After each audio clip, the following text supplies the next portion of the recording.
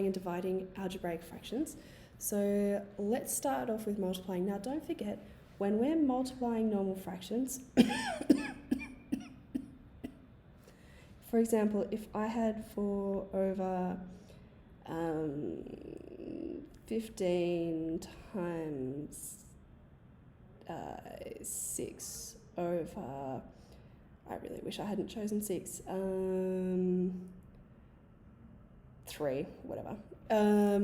Then I'm looking, 4 doesn't cancel with 15, 4 doesn't cancel with 3, but 15 and 6, well, 3 goes into both of those, and 6 and 3 goes into both of those. This is a really bad example that I just made up. So, for example, 6 and 3 is 2 over 1. Why did I choose 3 on the bottom? I'm going to do a completely different example. So if I had like 4 over 15 times 5 over 10? No, 10's terrible. Why would I choose 10? 14? That'll do.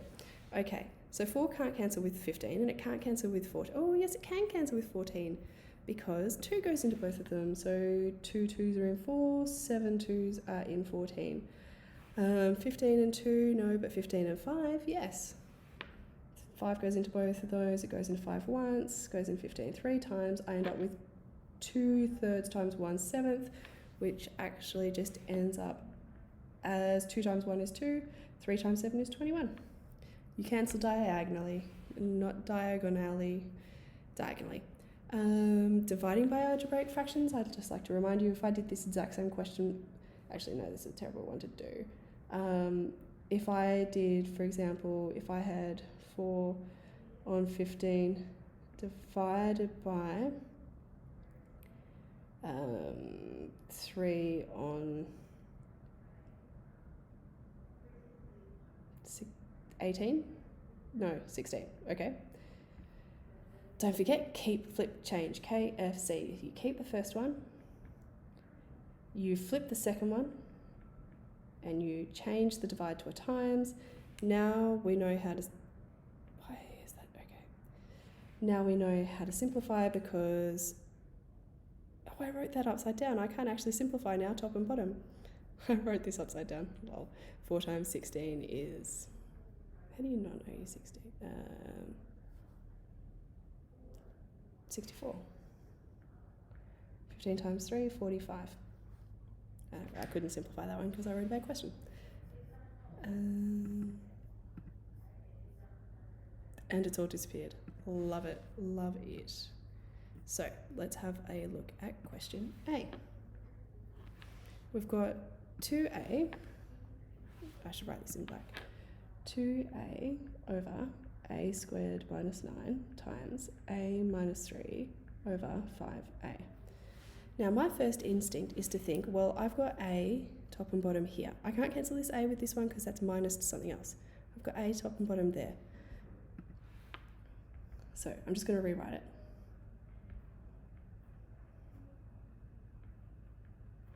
So I'm going to cancel those a's because they're top and bottom, they can go.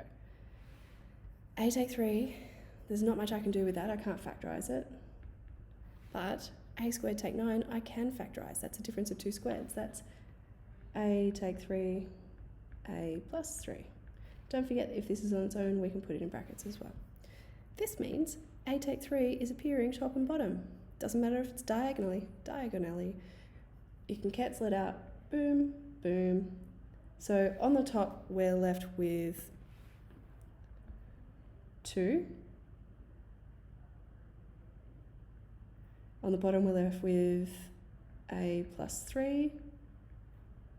On the top of the right-hand one, we're left with, well, 1, there's nothing. On the bottom, we've got 5. Put them together, 2 times 1 is 2. A plus 3 times 5, I'm just going to do 5 out the front of a plus 3. And that's it. Question B.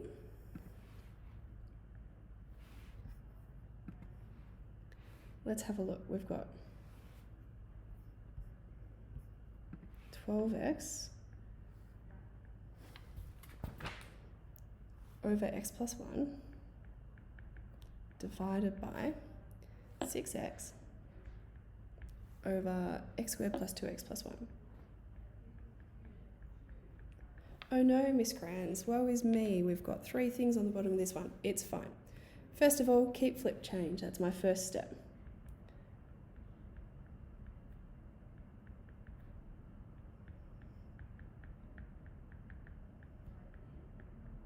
And change.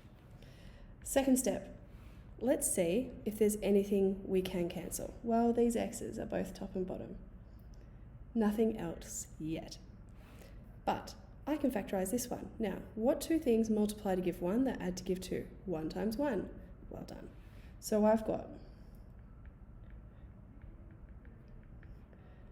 x plus 1, x plus 1. You may have also recognised that this is just x plus 1 all squared.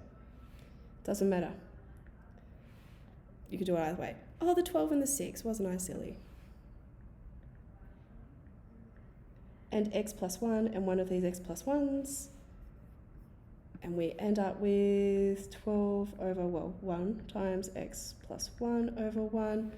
Anything over 1, why bother? 12 lots of x plus 1. The whole lot would be over 1, but again, why bother? That's multiplying and dividing algebraic fractions.